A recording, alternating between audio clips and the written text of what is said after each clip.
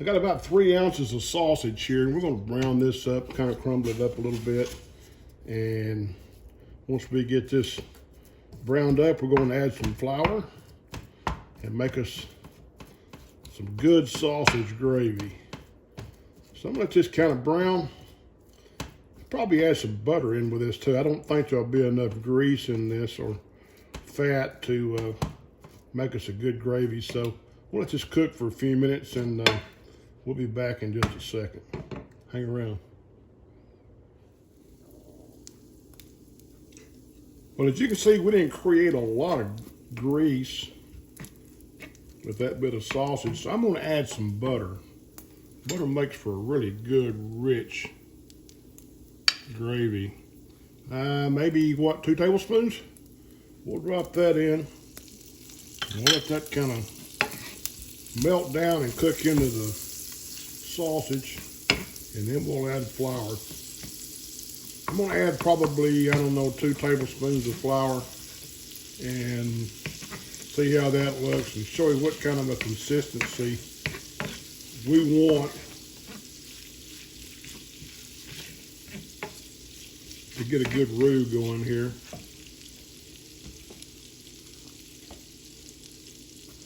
And it may take more than 2.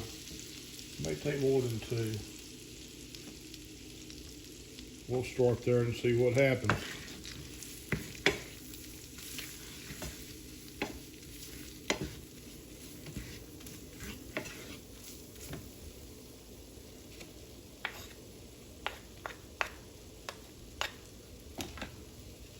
I think that's probably going to be good.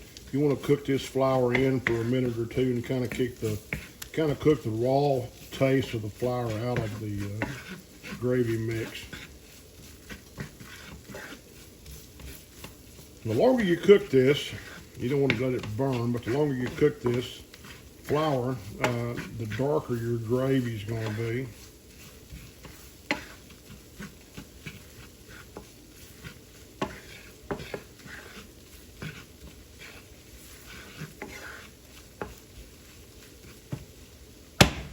Try to cook some of the bubbles down if you can.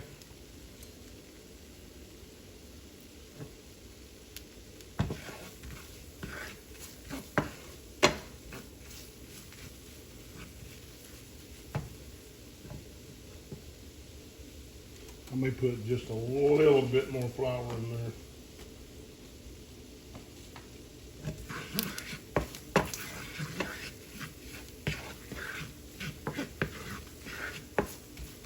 There we go, that's kind of what we're looking for. Now I've got a cup of evaporated milk and a cup of water that I mixed together.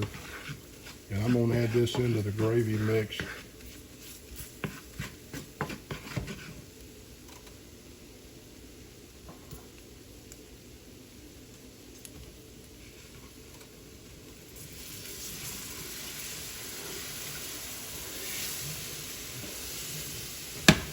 I'm gonna add just a bit. Kind of get it married up here a little bit. And you can see how it's already starting to thicken up. You kind of play this by ear. You may not need the entire 2 cups, and you may. Just depends on how much flour you've got in there.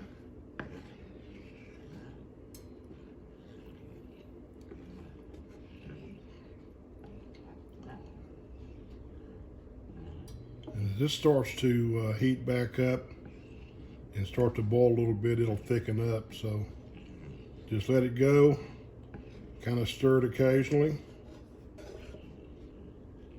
and it'll start thickening up.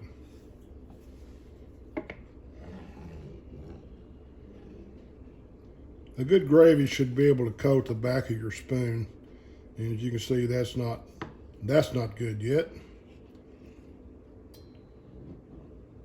Some people like a real thick gravy. Some like it a little thinner. My wife prefers a real thick gravy. I kind of prefer mine a little thinner than that. Of course, I guess that's why opposites attract. We have our own preferences on things.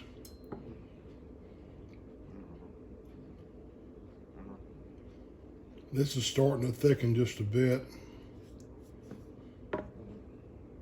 Another way to tell is if you can drag your spoon through and you can leave a trail,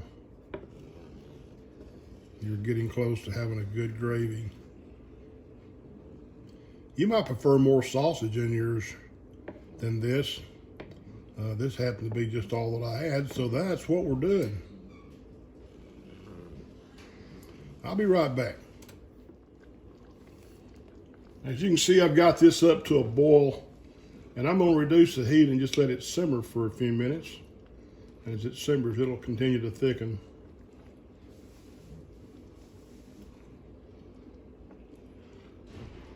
This is going to be good spread over a piece of toast this morning. Stick around, we'll be back in just a second.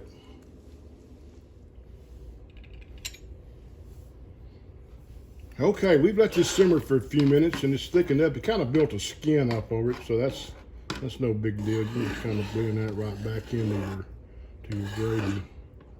When I said you wanted to be able to coat the back of your spoon, that's what I was talking about. I'm just going to plate some of this up. And like I was saying, some like their gravy a little thicker than this, and I like it either way. I just like gravy. But I'll tell you, the butter and the evaporated milk just make this gravy 100% better. So there you go. Sausage gravy on a piece of toast. You could put this on a biscuit. You could put it over your scrambled eggs. Just about anything you wanted. Heck, you could just eat it out of a bowl if you wanted to. Hey, thanks for stopping by Just Cooking with the Guys. I appreciate you taking time to watch our videos. If you haven't subscribed yet, I wish you would please do so.